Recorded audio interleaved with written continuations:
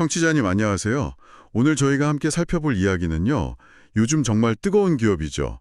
팔란티어 주가에 대한 좀 날카로운 분석입니다. 네, 안녕하세요.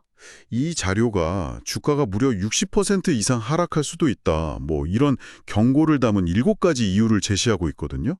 그래서 오늘은 팔란티어의 그 화려한 상승세 이면에 혹시 가려진 위험 신호는 없는지 한번 파헤쳐보는 시간을 갖겠습니다. 네, 맞습니다. 사실 요즘 AI 열풍의 거의 중심에 서 있는 기업이잖아요, 팔란티어가. 그런데 이런 비판적인 분석, 특히 구체적인 근거까지 들어가면서 나온 건 현재 시장 분위기랑은 좀 거리가 있어서 더 흥미로운 것 같아요. 청취자님들께서도 아마 주목하실 만한 내용일 겁니다. 네, 그럼 바로 첫 번째 경고부터 한번 볼까요? AI 버블 가능성입니다. 이 자료는 현재 AI 분야가 과거 닷컴 버블 때처럼 좀 기대감이나 그 포모 심리 있잖아요. 놓치면 안 된다는 거. 그런 것 때문에 과열됐을 수 있다. 이렇게 경고하는데요. 팔란티어도 딱 그런 흐름 속에서 주가가 확 치솟았지만 정작 AI 도입 효과가 실제 기업 수익으로 이어지는지는 아직 좀 불투명하다. 이런 지적이에요. 맞습니다. 그 기술 혁신 초기에는 항상 기대하고 현실 사이에 좀 간격이 있죠. AI 잠재력 자체는 다들 인정하지만 그게 당장 팔란티어의 수익성으로 바로 연결될 거냐? 이건 또 다른 문제라는 겁니다. 그러니까 자료가 던지는 핵심 질문은 지금 주가가 이 불확실한 미래 가치를 너무 앞당겨서 반영하고 있는 거 아니냐? 바로 이 점인 거죠. 팔란티어 자체로 초점을 좁혀보면요. 두 번째 이유로 거텀 플랫폼의 성장 한계, 이걸 또 꼽고 있어요. 이게 팔란티어 핵심 수익원인데 주로 미국 정부나 동맹국에만 제공되다 보니까 중국이나 러시아 같은 곳에는 팔 수가 없어서 시장 확대에 좀 명확한 천장이 있다. 이런 분석이네요. 네, 이게 단순히 시장 크기 문제만은 아닌 것 같아요. 더 크게 보면 특정 고객, 그러니까 정부에 대한 의존도가 너무 높다는 거고요. 또 지정학적 리스크에 직접적으로 노출되어 있다는 구조적인 한계를 의미하기도 합니다. 물론 안정적인 매출처라는 장점도 있지만 동시에 이게 성장의 발목을 잡을 수도 있는 양날의 검 같은 거죠. 정부 계약 얘기가 나와서 말인데요. 세 번째 이유로 미국 정부 정책 변화 리스크, 이것도 지적하고 있고요. 예산이 줄어들 수도 있다 이런 거겠죠? 근데 더 흥미로운 건 네 번째 이유인 낮은 수익의 질입니다. 최근에 팔란티어가 흑자 전환을 했는데 이게 사실 본업에서 번 돈이라기보다는 가지고 있는 현금에서 나오는 이자 수익 덕분이라는 거예요.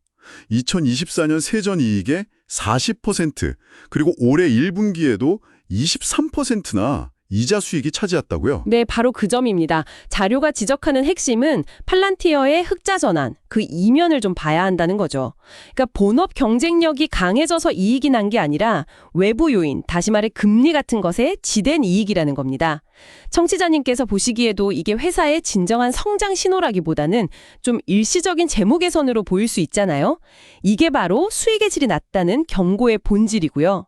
금리가 변하거나 현금이 줄면 수익이 확 나빠질 수 있으니 그 지속 가능성에 물음표가 딱 붙는 거죠. 수익 구조뿐 아니라 주주 가치에 직접 영향을 주는 문제들도 있군요. 다섯 번째가 직원들에게 주는 주식 기반 보상, SBC 문제인데요. 이것 때문에 기존 주주들의 지분이 계속 희석되고 있다는 점, 그리고 여섯 번째는 지속적인 내부자 매도. 상장 이후에 경영진들이 무려 74억 달러치 주식을 팔았는데 반대로 산 경우는 거의 없었다는 사실도 언급하고 있습니다. 그 주식 기반 보상, SBC는 물론 좋은 인재를 데려오고 동기부여하는 데 필요한 제도이긴 합니다. 하지만 이게 너무 과도하면 기존 주주들의 몫이 줄어드는 효과가 있거든요. 직원들에게 스톡옵션 같은 형태로 주식을 나눠주면서 전체 주식 수가 늘어나니까 결과적으로 청취자님 같은 기존 주주분들의 지분 가치가 희석되는 거죠. 여기에 더해서 경영진들이 그렇게 대규모로 주식을 매도했다는 건 물론 여러 이유가 있겠지만 시장에서는 종종 내부자들이 회사 미래를 그렇게 밝게만 보지는 않는 신호인가? 이렇게 해석될 여지가 충분히 있습니다. 참 균형이 중요한 문제예요. 그렇네요. 자, 이제 마지막 7번째 이유인데요. 역시나 지나치게 높은 밸류에이션입니다. 주가 매출 비율, 그러니까 PS 레이쇼가 100배를 넘나든다는데 이건 광풍이 불었던 닷컴 버블 시기 최고치, 그때가 한 30에서 43배 정도였다는데 그것보다도 훨씬 높다는 거죠. 심지어 앞으로 4년 동안 매출이 263%, 그리고 엄청나게 폭증한다고 가정해도 2028년 예상 PS 비율이 여전히 30 수준이라는 계산까지 나와요. 네, 맞아요. 이렇게 극단적으로 높은 밸류에이션은 사실 작은 악재 하나에도 주가가 크게 흔들릴 수 있는 취약성을 의미합니다. 역사적인 고점들과 비교해봐도 지금 팔란티어 주가에 얼마나 어마어마한 기대치가 반영되어 있는지, 그리고 혹시라도 그 기대가 충족되지 못했을 때 하방 위험이 얼마나 클 수 있는지를 좀 단적으로 보여주는 대목이라고 할 수 있겠습니다. 자, 그럼 정리를 한번 해보겠습니다. 오늘 저희가 살펴본 자료는 팔란티어가 물론 AI와 정부 계약이라는 아주 매력적인 스토리를 가지고 있지만 동시에 여러 가지 위험 요인을 안고 있다고 경고하고 있는 거죠. 정리하면 첫째, AI 버블 가능성. 둘째, 핵심 플랫폼의 성장 한계. 셋째, 이자 수익 의존성, 즉 낮은 수익의 질 문제. 넷째, 주주가치 희석 문제, SBC. 다섯째, 지속적인 내부자 매도. 그리고 마지막으로 여섯째, 무엇보다 과도한 밸류에이션. 이렇게 6가지네요. 정부 정책 리스크까지 7가지군요. 그렇습니다. 그래서 이 자료의 결론은 이런 여러 구조적인 위험들 때문에 주가가 현재보다 60% 이상 크게 하락할 가능성도 배제할 수 없다. 이렇게 보고 있는 겁니다.